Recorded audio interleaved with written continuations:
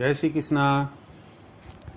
आज हम आपको शंख और उसके महत्व के बारे में विशेष जानकारी देंगे।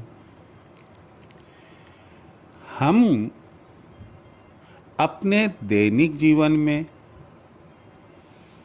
देखते हैं, सुनते हैं, जब मंदिर में आरती पूजा होती है, प्रातः आरती होती है, संध्या आरती होती है, तो शंख नाद भी हमें सुनाई देता है। ये शंख क्या है? शंख का महत्व क्या है? हमें इसे जरूर जानना चाहिए, और यदि किसी भी दृष्टि से हमारे लिए लाभदायक हो, महत्वपूर्ण हो, तो हमें शंख अपने घर में अवश्य रखना चाहिए। हम इस विषय पर जानकारी आपको दे, मैं आपको पुनः मेमोराइज करना चाहता हूं, आपकी याददाश्त में डालना चाहता हूं। आप ने यदि मेरा चैनल सब्सक्राइब नहीं किया है तो आप इसलिए इसे सब्सक्राइब करें कि ताकि आपको मेरे सभी वीडियोज जो मैंने YouTube पर अपलोड किए हैं देखने और सुनने को मिले। बेल आइकन भी दबाएं, अपने रिश्तेदार और जानकारों को शेयर करें। यदि आपकी कोई भी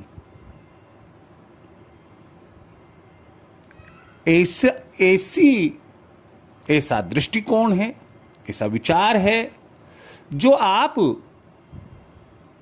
मेरे से शेयर करना चाहते हैं, कमेंट बॉक्स में लिखें। कभी कभी यह भी हुआ है कि कुछ व्यूअर्स अपने भविष्य के संबंध में चिंताग्रस्त होने के कारण कुछ बातें ऐसी लिखते हैं जिसमें उनकी कुंडली मेरे पास होना जरूरी होता है। ऐसे में मैं आपको संपर्क नंबर 9461834722 बता रहा हूं। आप संपर्क कर सकते हैं और अपनी जिज्ञासा का प्रश्न पूछ सकते हैं। अपन लौटकर अपने विषय पर आते हैं। शंख समुद्र से प्राप्त होता है। शंख भांति भांति आकार के, भांति भांति साइज के पाए जाते हैं। हमें मालूम है असुरों और देवताओं के मध्य समुद्र मंथन से 14 रत्न प्राप्त हुए थे। उनमें एक रत्न श्री लक्ष्मी जी भी थी। चूंकि वो समुद्र से प्राप्त हुई और शंख भी समुद्र से ही प्राप्त होता है, इसलिए गर्भ एक होने के कारण दोनों के मध्य जो संबंध, रिलेशनशिप हुई, वो भाई बहन। लक्ष्मी जी का भाई शंख लगता है। पवित्र यह इतना माना गया है कि हम पाएंगे कि चतुर्भुज श्री विष्णु जी के एक हाथ में शंख भी है। मां लक्ष्मी के हाथ में भी शंख पाया जाता है।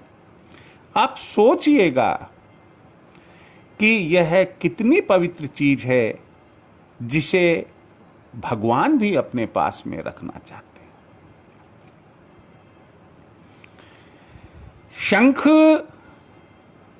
एक ऐसी वस्तु है जिसे हम वाद्य यंत्र की श्रेणी में भी रख सकते हैं।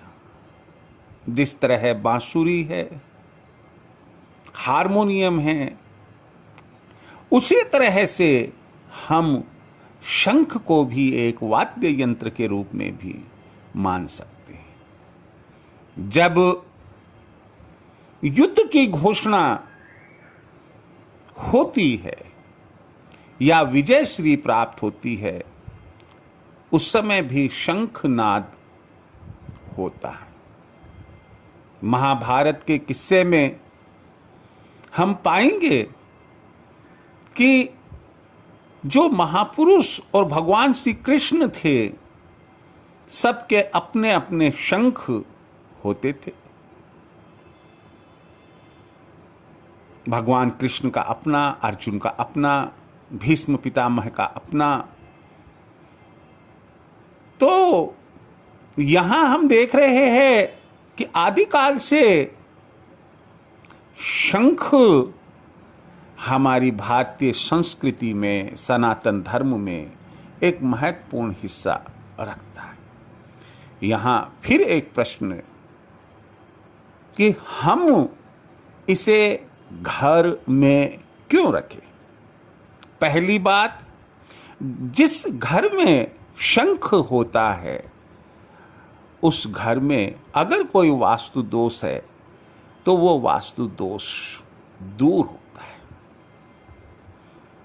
घर में जो शंख होता है, यदि हम शंख में विशेष रूप से दक्षिणावृत शंख में यदि हम जल भर कर रखें और 24 घंटे बाद में यदि हम उसके छींटे पूरे घर में दीवारों पर लगा दे उस जल के, तो पक्की बात है कि जितनी नेगेटिविटी अपने घर में रही वो तमाम नेगेटिविटी बाहर चली जाती है।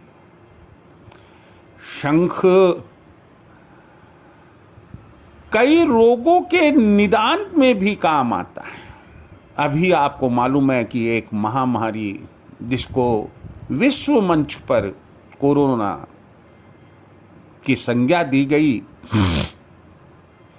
और उसमें विशेष रूप से इस बीमारी ने लंग्स पर, फेफड़ों पर अपना ज्यादा बुरा प्रभाव दिखाया। अगर स्वास्थ्य लाभ लेने के बाद लंग्स कमजोर हो गए हैं तो शंख बजाएं। शंख ध्वनि मुंह से करने से लंग्स यानी कि फेफड़े मजबूत होते हैं। यदि किसी व्यक्ति को दमा की शिकायत है, श्वास रोग है, अस्थमा जिसे हम कहते हैं इंग्लिश में, यदि वह भी नियमित रूप से शंख बजाता है, शंख ध्वनि करता है, तो पक्की बात है कि कुछ दिनों में नहीं तो कुछ महीनों में उसका दमा, उसका श्वास का रोग पूर्णतः ठीक हो जाता है। मोती शंख की मैं एक विशेषता बताऊं, यदि उसमें जल भरकर 24 घंटे बाद में दवा के रूप में एक एक 2-2 चम्मच दिन में 3 या 4 बार ले, तो जो असाध्य रोग, जिस बीमारी के लिए डॉक्टर ने भी हाथ खड़े कर दिए, मान्यता है कि वह बीमारी भी ठीक हो जाती है। परंतु देखिए, यहां एक बात अवश्य ध्यान रखिएगा आप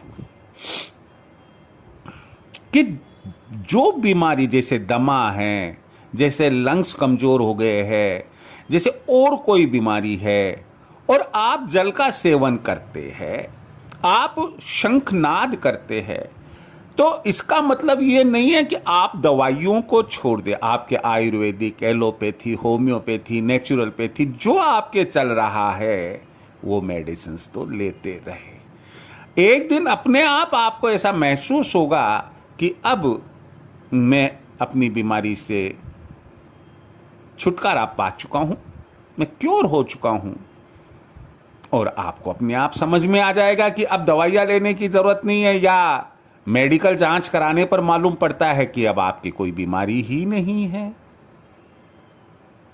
चलो आगे बढ़ते हैं। घर में अगर शंखनाद किया जाता है तो यह मान्यता है कि जो विषाणु हैं, जहां तक शंख की ध्वनि जाती है वो उतनी दूर के विषाणु या तो खत्म हो जाते हैं या वहां प्रवेश नहीं कर पाते हैं, भग जाते हैं, चले जाते हैं। घर में एक बोलने वाला शंख होना चाहिए, जिसे वामावृत शंख कहते हैं। एक दक्षिणावृत शंख पूजा में रखना चाहिए। एक मोती शंख भी होना चाहिए। इन सब पर अलग अलग कभी अलग से वीडियो जारी करेंगे। यहां केवल इतना ही ध्यान रखें कि हमारे परिवार में शंख होना चाहिए।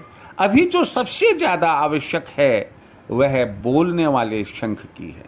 आपको शंख बजाना नहीं आता है तो मैं शायद अगली बार जो एपिसोड डालूंगा उसमें शंख बजाना, उसकी प्रक्रिया क्या रहती है, कैसे हम सरलता से, सहजता से शंख नाद कर सकते हैं, बजा सकते हैं, मैं आपके साथ में शेयर करूंगा। यदि शंख में जल भरकर शिव जी का अभिषेक किया जाता है तो माना जाता है कि शिव जी उससे प्रसन्न होते हैं। जब घरों में और मंदिरों में आरती होती है, आरती के ठीक पहले 3 बार, वापस बोल रहा हूं, 3 बार शंख बजाना चाहिए। लेकिन यहां ध्यान रहे, प्रातः आरती में, संध्या आरती में बस इसमें ही शंख बजाना है। रात्रि में शंख नाद नहीं किया जाता है। मान्यता है ऐसी पुराणों में कि उस समय देवताओं के सोने का समय होता है और विघ्न बाधा उत्पन्न होती है। लेकिन इसका कुछ साइंटिफिक लॉजिक दूसरा भी है, और वो उसमें यह भी मान्यता है कि जो दूसरे जीव है जिनकी श्रवण शक्ति तेज होती है, जो संध्या होते होते अपने घरों में पहुंच जाते हैं, घोंसलों में पहुंच जाते हैं, शंखनाद होने से वे भी बेचैन हो जाते हैं। और किसी को बेचैन करने से किसी भी इंसान को पुण्य नहीं बल्कि पाप की प्राप्ति होती है। यहाँ एक बात आप अवश्य ध्यान रखें कि शास्त्रों में और विद्वानों शास्त्रों में कहा गया है और विद्वानों द्वारा कहा जाता है कि स्त्रियों को शंख नहीं बजाना चाहिए। इस प्रकार आज हमने आपको शंख और उसके महत्व की जानकारी दी। उम्मीद है आप इससे लाभान्वित होंगे। जय श्री कृष्ण।